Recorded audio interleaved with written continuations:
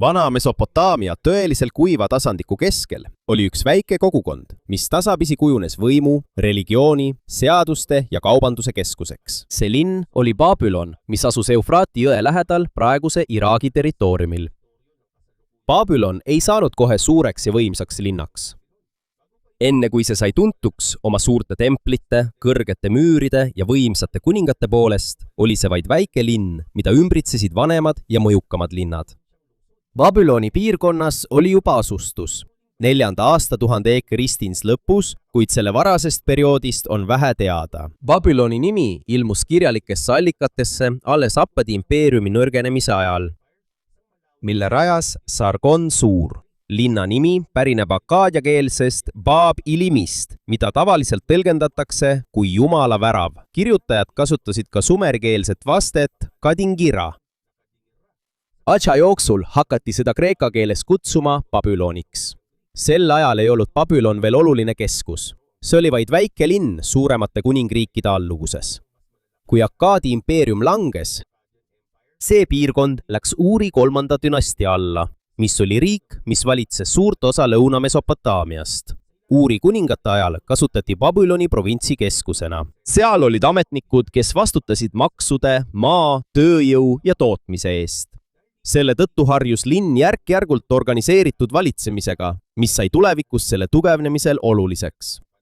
Babyloni asukoht aitas samuti palju kaasa. Linn asus Eufraati jõe lähedal ja oli ühendatud paljude niisutuskanalitega. Need kanalid tõid vett põldudele ning olid ka paatide, kaupade ja inimeste liikumisteedeks. Babylon asus ka teede lähedal, mis ühendasid Lõuna-Mesopotaamiat põhja pool asuvate aladega. Selle tõttu jõudsid linna kergesti teravili, loomad, puit, metall, kangad ja muud kaubad, mida kaupmehed vahetasid. Siiski jäi Babylon alguses tuntumate linnade nagu Ur, Uruk, Nippur, Isin ja Larsa varju. Nendel linnadel olid juba vanad templid, ulatuslikud maad ja pikaajalised valitsemistraditsioonid. Olukord muutus, kui Uuri 3. dünastia langes 21. sajandi Kristins lõpus. Kuningriik nõrgenes segaduste tõttu. Seespool olid toiduprobleemid, amoriitide sissetungid ja Elami rünnak idast. Aastal 2004 Kristur ründas Elami armee Uuri linna. Endine võimukeskus langes ja Mesopotaamia jagunes paljudeks väikesteks kuningriikideks. Võimu pärast võitlesid Isin ja Larsa lõunas, Eshnunna idas, Mari Eufraati keskosas ja Süüria põhjas. Need kuningriigid võitlesid viljaka maa, kanalite, kaubateede ja tähtsate linnade pärast. Selle segaduse keskel sai Babylon võimaluse iseseisvumiseks. 1894 aastal Kristursal Amoriidi juht Sumu Abum on tavaliselt see, keda peetakse Babyloni esimese dünastia rajajaks. Amoriidid olid semiidi keelt kõnelevad rändrahvad, kes olid juba pikka aega rännanud ja asunud elama erinevatesse Mesopotaamia piirkondadesse. Sumu Abumi ajal ei olnud Babyloni territoorium veel eriti suur. Lähiriigid olid endiselt võimsamad, kuid linn suutis säilitada omaenda valitsuse ning järgmised kuningad laiendasid järk-järgult selle kontrolli naaberlinnade ja põldude üle. Suurim muutus saabus aastal 1792 Kristurel, kui kuningaks sai Hammurabi. Hammurabi oli Babyloni esimese dünastia 6. valitseja. Kui ta troonile asus, polnud tema kuningriik veel impeerium. Babylon oli vaid üks paljudest Aamorite dünastiate juhitud linnriikidest. Larsa kontrollis suurt osa Lõuna-Mesopotaamiast. Eshnunah oli idas võimas, samal ajal kui Mari oli oluline kaubanduskeskus Eufrati ääres. Põhjas oli Assüürial oma jõud ja huvid. Oma valitsemise alguses ei alustanud Hammurabi kohe ulatuslikku vallutamist. Ta keskendus esmalt oma kuningriigi tugevdamisele. Hammurabi lasi ehitada ja korrastada kanalid, mis varustasid põlde veega. Kanalid olid olulised, sest Lõuna-Mesopotaamias sadas vähe vihma. Kui dünastia jättis kanalid hooletusse või need said kahjustada, siis veevarustus kannatas. Võisid põllukultuurid kuivada või kogu põllumaa üle ujutada. Hammurabi korraldas ka maksude kogumise, provintside haldamise, müüride hooldamise ja kaubateede valvamise. Nii sai Babylon piisavalt toitu, rikkust ja tööjõudu ja sõdureid suuremateks sõjaretkedeks. Ta ei kasutanud ainult sõda oma eesmärkide saavutamiseks. Hammurabi sõlmis ka liite teiste kuningatega, kui see oli kasulik, kuid liidud muutuvad. See sõltub olukorrast. endine liitlane võib saada vaenlaseks, kui jõudude tasakaal muutub. Oma valitsemisaja lõpuosas Hammurabi tegutses järjestikku Babyloni rivaalide vastu. Esimesena alistas ta Larsa aastal 1763 e.Kristunda. Selle tulemusena sattusid Babyloni võimu alla olulised linnad ja ulatuslikud põllumaad Lõuna-Mesopotaamias, sealhulgas alad Ur ja Uruki ümbruses. Pärast seda pöördus Hammurabi Eshnunna ja teiste võimude poole, idas ja põhjas. Tal tuli talga lahing Mari linnaga, mis oli varem tema liitlane. Hammurabi vallutas Mari ja hiljem hävitas suure osa sellest. Pärast Mari langemist Babylon sai kontrolli olulise marsruudi üle, mis kulges Eufraati jõe ääres Süüriasse ja teistesse Lähis-Ida piirkondadesse. Vaid mõne aastaga Hammurabi muutis Babyloni teisejärgulisest kuningriigist kõige võimsamaks riigiks suuremas osas Mesopotaamiast. Tema mõju ulatus aladest Pärsia lahe lähedal kuni Eufrati jõe keskosani. Hammurabi ei juhtinud iga linna otseselt iga päev. Ta kasutas kubernere, kohtunikke, ametnikke, kirjutajaid ja kohalikke juhte. Ametnikud saatsid aruandeid maksude, saagi, kanalite, kohtuasjade ja tööliste olukorra kohta. Kirjutajad muutusid tähtsaks, sest nemad koostasid ülestähendusi savitahvlitele. Nad kirjutasid üles lepingud, võlad, abielud, pärandused, maamüügid, palgad, maksud ja kuninga käsud. Koos kuningriigi tugevnemisega kasvas ka Babyloni jumala Marduki tähtsus. Igal suuremal Mesopotaamia linnal oli oma peajumal, keda peeti selle kaitsjaks. Kui Babylon tugevnes, tõusis ka Marduki positsioon piirkonna usundis. Marduk ei saanud kohe kõigis traditsioonides kõrgeimaks jumalaks, kuid Babyloni edu andis tema kultusele suurema mõjuvõimu. Järgmistel aegadel tunnistati Marduk Babyloni religiooni peajumalaks. Uningad kasutasid samuti religiooni, et õigustada oma õigust valitseda. Hammurabit kujutatakse juhina, kelle jumalad on valinud korra hoidmiseks, kuningriigi kaitsmiseks ja õigluse tagamiseks. Hammurabi on kõige tuntum oma seaduste kogu poolest, mis on raiutud suurele kivimonumendile. See ei ole ajaloo esimene seaduste kogu, sest Mesopotaamiast on pärit veelgi vanemaid seaduste kogusid, kuid see on üks pikimaid ja kõige täielikumaid säilinud iidseid õiguslikke tekste. Seadused hõlmavad võlgu, maad, kaubandust, perekonda, abielu, tööd, palka, vigastusi, vargust ja muid vaidlusi. Seadused näitavad ka, et kõiki inimesi ei koheldud võrdselt. Seadustes esineb sageli 3 õiguslikku staatust: avilum, muskenum ja vardum.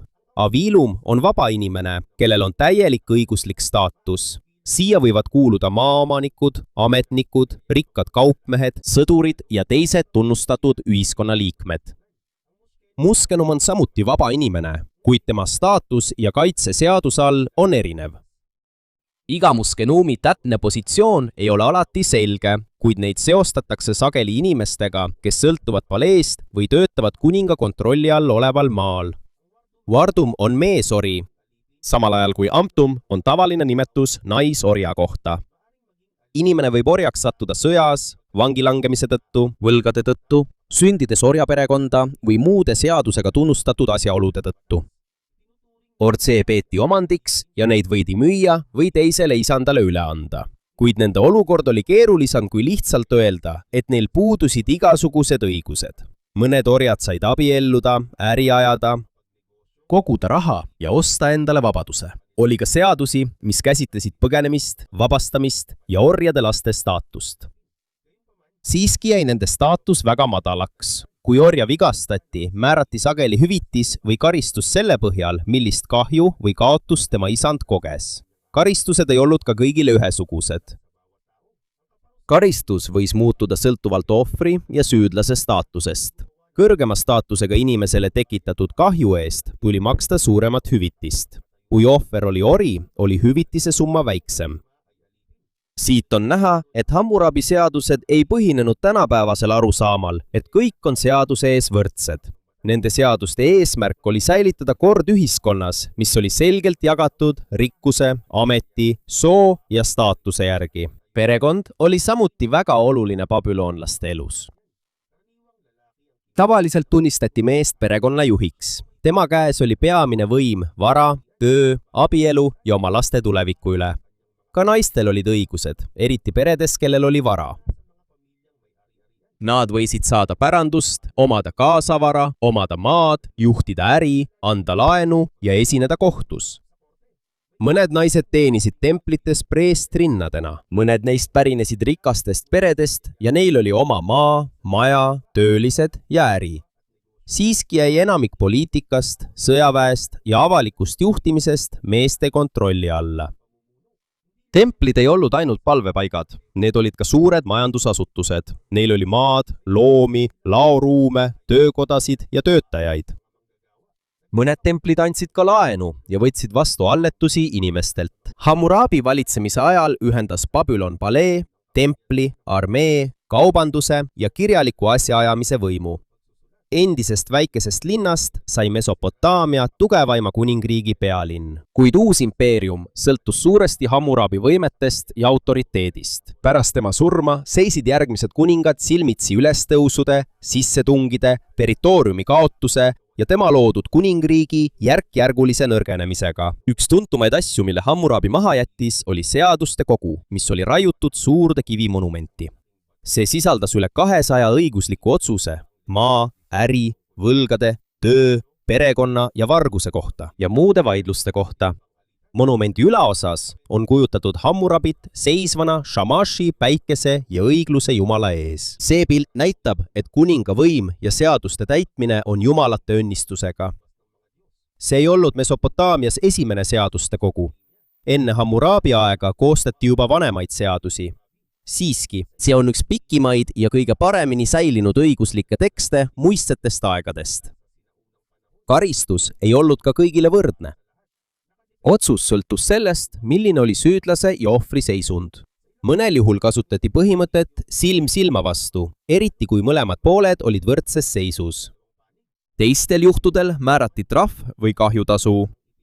Samuti olid olemas reeglid leskedele, orvudele, talupoegadele, töölistele ja võlgnikele. Seaduste eesmärk oli korra säilitamine ja kuninga autoriteedi tugevdamine kogu kuningriigis. Lisaks seadustele seostati Babyloni kauaga vastuolulise looga niinimetatud templi prostitutsioonist. Kreeka ajaloolane Herodotos kirjutas, et iga Babyloonia naine pidi kord elus võõraga seksima ühe jumalanna templis. See lugu aitas kujundada Babyloni kui luksuse ja patulinna mainet. Puuduvad selged arheoloogilised või kirjalikud tõendid, mis kinnitaksid, et kõik Babyloni naised osalesid organiseeritud templi prostitutsioonis. Oli naisi, kes teenisid preestrinnadena Ishtari ja teiste jumalate templites. Kuid pole selge, kas nende rituaalides oli ka otseselt seksuaalseid tegevusi. Võimalik, et mõned Kreeka kirjanikud mõistsid valesti või liialdasid viljakusega seotud tseremooniaid, muusikat, tantsu ja jumalate sümboolset abiellumist. Siiski levis see lugu erinevates teostes ja sai Babyloni halva maine osaks järgmistel aegadel. Pärast Hammurabi surma 1750 e.K. päris tema poeg Samsoe Luna tohutu kuningriigi. Kuid impeeriumi säilitamine on palju raskem kui selle vallutamine. Mõned Lõuna-Mesopotaamia linnad, sealhulgas Larsa ja Uruk, tõusid üles. Sõdade ja ülestõusude tõttu Babylon kaotas suure osa lõunapoolsetest aladest. Samal ajal hakkas Assüüria põhjas tugevnema. Allikates ilmuvad kassiidid, rühmad, kes pärinesid Mesopotaamia idapoolsetest mägedest. Alguses tunti neid sõdurite, tööliste ja sissetungijatena. Hiljem nad asusid elama Babyloniasse ja muutusid piirkonna poliitikas aktiivsemaks. Babyloonia esimese dünastia territoorium jätkas kahanemist. Umbes 1595 e.K. Hittiidide kuningas Mursili esimene ründas linna. Hittiidid pärinesid Anatooliast, suurest maa-alast, mis on nüüd osa Türgist. Hittiitide armee ründas kiiresti ja rüüstas Babyloniat. Lõppes dünastia valitsemine, mis sai alguse amoriitidest ja mida juhtis viimane kuningas Samsuditana. Hittiidid ei jäänud Babyloniasse. Nad naasid Anatooliasse pärast seda, kui olid oma saagi kaasa võtnud. Nende poolt jäetud stabiilse valitsuse puudumine andis kassiitidele võimaluse Babyloniat kontrollida. Selle asemel, et linna kultuuri hävitada, kassiidide kuningad võtsid omaks akaadi keele, babüloonlaste religiooni ja valitsemisviisi. Nad ehitasid templid uuesti üles ja toetasid Marduki kummardamist. aja jooksul said kassiidid samuti Babyloonia kultuuri osaks. Nende dünastia oli Babylonias kõige kauem valitsenud ja kestis üle 400 aasta. Selle aja jooksul suhtes Babyloonia Egiptuse, Hitiidi impeeriumiga, Assüüria ja teiste suurte kuningriikidega. Egiptusest leitud kirjadest kutsuvad Babyloonia kuningad ja vaaraod üksteist võrdseteks suurkuningateks. See näitab, et Babyloonia oli endiselt oluline võim pronksiaja maailmas, kuid 13. sajandi e.Kristuse lõpus hakkas Assüüria tugevnema. Tukultini Nurta esimene ajal Assüüria alistas kassiidide kuninga Kashtiliash IV ja vallutas ajutiselt Babyloonia. Kassiidide dünastia suutis küll taastuda, kuid ei saavutanud enam kunagist jõudu. 1155 aastal e.Kristis Elam ründas Babyloniat. Vallutajad viisid Susasse palju varandust ja pühasid kujusid, sealhulgas Marduki kuju. Sellega lõppes lõplikult kassiitide valitsemine. Järgmistel sajanditel Babylonias vahetusid dünastiad korduvalt. Oli aegu, mil linn suutis taastuda, kuid sageli jäi see kohalike valitsejate võimuvõitluste vahele. Aramealased, kaldealased, eelamlased ja assüürlased. 8. sajandiks e.Kristus sai Assüüria piirkonna kõige võimsamaks impeeriumiks. Tiglat-Pileser III allutas Babyloonia järk-järgult oma võimule. Tema valitsemise ajal aastal 729 e.Kristus ta võttis endale ise Babyloonia kuninga tiitli. Babyloonia jäi pühaks linnaks, kuid selle vabadus oli nüüd piiratud. Kui babylonlased mässasid, saatis Assüüria sõjaväe kontrolli taastamiseks. Kõige karmim karistus saabus Senaheribi ajal. Pärast järjestikuseid ülestõuse Assüüria armee ründas ja hävitas Babyloonia 689 aastal e.Kristura. Hooned lammutati, aarded varastati ja suur osa linnast hävitati. Paljud Mesopotaamia inimesed vihastasid ja kartsid Senaheribi tegude pärast, sest Babyloniat peeti endiselt pühaks keskuseks. Seetõttu püüdis tema poeg Esarhaddon suhteid linnaga parandada. Esarhaddon lasi Babylooni uuesti üles ehitada ning taastas templid ja Marduki kummardamise. Enne oma surma määras ta oma poja Ashurbanipali Assüüria kuningaks.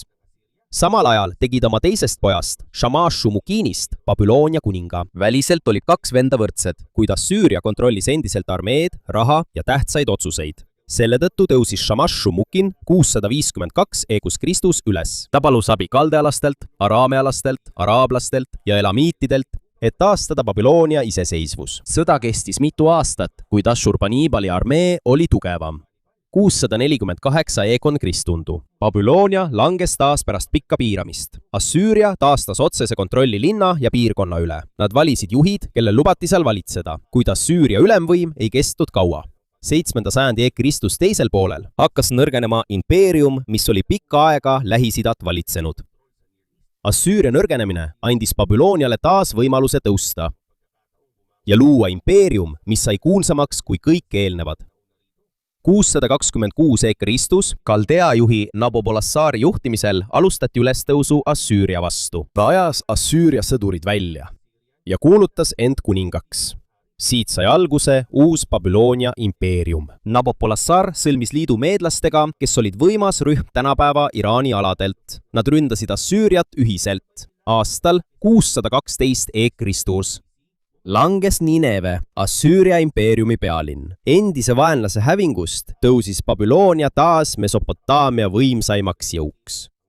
Kui Nabopolassar suri 605 e.Krististe, järglaseks sai tema poeg Nebukadnetsar II. Tema valitsemise ajal saavutas uus Babyloonia impeerium oma suurima võimu. Nebukadnetsar laiendas Babyloonia kontrolli Levanti üle, piirkonda, kuhu tänapäeval kuuluvad Süüria, Liibanon, Iisrael, Palestiina ja Jordaania. Üks kuningriikidest, mille ta vallutas, oli Juuda, mille pealinn oli Jeruusalemm. Aastal 597 e.Kristus alistus Jeruusalemm pärast seda, kui Babyloonia armee selle piiras. Nebukadnetsar vahetas välja kuninga ja viis osa kuninglikust perekonnast Babylooniasse. Ametnikud, sõdurid, preestrid ja oskuslikud käsitöölised. Ta pani uueks kuningaks Sedekia, kuid hiljem hakkas Sedekia mässama ja lootis Egiptuse abile. Babyloonia piiras taas Jeruusalemma. Aastal 587 või 586 e.Krister linn langes, tempel ja palee põletati maha, müürid lammutati ning paljud elanikud viidi pagendusse. Seda sündmust tuntakse juudi traditsioonis kui Babyloonia vangipõlve. Sellel oli suur mõju nende ajaloole, religioonile ja identiteedile rahvana. kui Nebukadnetsar laiendas impeeriumi, muutis ta ka Babyloni linna ennast. Ta lasi ehitada templeid, paleesid, teid, kanaleid ja tugevaid müüre. Tänu nendele ulatuslikele ettevõtmistele sai Babylonist üks suurimaid ja kõige uhkemaid iidse maailma linnu. Üks selle kõige kuulsamaid sissepääse oli Ishtari värav. Seda kattis erksiniste glasuuritud telliste kiht ning seal olid kujutatud lõvid, härjad ja kummalised draakonid. Väravast viis protsessioonitee linna religioossesse keskusesse. Seal asus ka Esagila, Marduki peamine tempel. Selle lähedal seisis Etemenanki, tohutu suur sikuraat ehk mitmekorruseline tempel. Paljud teadlased seostavad seda paika Paabeli torni loo algusega, kuigi pole otseselt tõestatud, et jutt käib ainult ühest hoonest. Nebukadnetsariga seostatakse ka Babyloni rippuvaid aedu, mis kuulusid vana maailma 7 ime hulka. Hilisemate lugude järgi lasi kuningas aia ehitada oma naise jaoks, kes igatses oma kodumaa rohelisi mägesid. Kuid seni pole veel selget arheoloogilist tõendit, mis kinnitaks, et rippuvad aiad asusid Babylonis. Samuti pole neid selgelt mainitud Nebukadnetsari säilinud raidkirjades. Seetõttu kahtlustavad mõned teadlased, et need ei pruukinudki Nebukadnetsari ajal Babylonis asuda. Aia päritolu kohta on erinevaid teooriaid ning see on jäänud üheks suurimaks mõistatuseks muistse Babyloni kohta. Nebukadnetsar valitses üle 4 aastakümne. Pärast tema surma 562 eke Kristur. Kuningad vahetusid kiiresti. Vaid mõne aasta jooksul toimusid palees riigipöörded ja tapmised. 556 aastal eke Kristur Nabonidus sai kuningaks. Ta ei kuulunud otse Nebukadnetsari perekonda. Ta oli pühendunud kuu jumala Sini kummardamisele ja andis tema templitele suurt toetust. Nabonidus elas pikka aega Taimas, oaas Põhja-Araabias. Kui ta oli Babylonist eemal, tema poeg Belsassar juhtis paljusid kuningriigi asju. Kuna Nabonidus ei saanud isiklikult täita Marduki tähtsaid rituaale, süvenes pingeline suhe kuninga ja mõnede võimsate Babyloni preestrite vahel. Samal ajal laienes Pärsia impeerium kiiresti ida suunas, Küros suure juhtimisel. Küros oli juba vallutanud Meedia ja Lüüdia enne, kui ta pöördus Babyloni poole. Aastal 539 eke Kristur värslased alistasid Naboniduse armee Opise lähedal. Pärast seda sisenes Kirose armee Babyloni ilma suurema lahinguta linna sees. Lugu Eufrati jõe kõrvalejuhtimisest pärineb hilisematest allikatest ega ole kaasaegsete ülestähendustega selgelt tõestatud. Küros esitles end korra taastajana. Ta austas templeid ja toetas kohalike jumalate kummardamist. Tagasi toodi ka mõned pühad kujud, mille Nabonidus oli Babyloni toonud teistest linnadest. Oma ametlikus inskriptsioonis kuulutas Küros, et Marduk võttis ta vastu kui seaduslikku kuningat. Selline austus kohalike traditsioonide vastu aitas tal saada preestrite ja linna ametnike heakskiidu. Aastal 539 eke Kristirdu lõppes uus Babylonia impeerium ja Babylonist sai osa Pärsia impeeriumist. Babyloni tähtsus ei kadunud kohe. See jäi rikkaks kaubanduse, halduse, religiooni ja õppimise keskuseks pärslaste võimu all. Kuid kogu impeeriumi peamine võimukeskus ei asunud enam siin. Aastal 331 eke Kristus alistas Aleksander Suur Pärsia kuninga Dareios III. Aleksander võeti Babylonis vastu ja ta austas kohalikke traditsioone. Ta kavatses taastada mõned templid ja muuta linna oma suure impeeriumi oluliseks keskuseks. Aleksandri suured plaanid ei teostunud. Aastal 323 eke Kristus ta suri Babylonis. 32 aastaselt. Pärast seda hakkasid tema kindralid tema vallutatud maade pärast omavahel võitlema. Babylon läks Seleukiidide impeeriumi valdusse, kuid Seleukos I rajas Tiigrise jõe äärde uue linna nimega Seleukeia. Ametnikud, kaupmehed ja Babyloni elanikud hakkasid järk-järgult sinna kolima. Mõnda templit kasutati veel aastaid. Ka Babyloni teadlased jätkasid planeetide liikumise ülesmärkimist, varjutusi, toodete hindu ja tähtsaid sündmusi. Kuid kui kaubandus ja valitsus kolisid uutesse linnadesse, hakkas Babyloni elanikkond järk-järgult vähenema. Kanalid, hooned ja templid jäeti hooletusse. Inimesed võtsid ka valutelliseid, et kasutada neid teistes ehitistes. Babylon ei kadunud ühe päevaga. See nõrgenes aeglaselt sajandite jooksul, kuni muutus laiali valguvaks. Varemete alaks muutunud paigaks. Siiski ei kadunud selle nimi täielikult. Babylon säilis savitahvlitel, arheoloogilistes jäänustes ning lugudes erinevates religioonides ja kultuurides. Babylon sai alguse väikese asulana. sellest sai kuningate pealinn, suurte templite kodu, seaduste ja teadmiste keskus ning võimu sümbol. Kuid selle ajalugu näitab ka, et isegi kõige rikkam ja tugevam linn võib nõrgeneda, kui kaubandus liigub mujale. Valitsus muutus ja tõusid uued võimukeskused. Kuigi iidne linn kadus, jäi Babyloni mõju püsima. Seadused, kirjandus, astronoomilised ülestähendused, selle hooned ja legendid kujundavad jätkuvalt meie arusaama maailma varasematest tsivilisatsioonidest.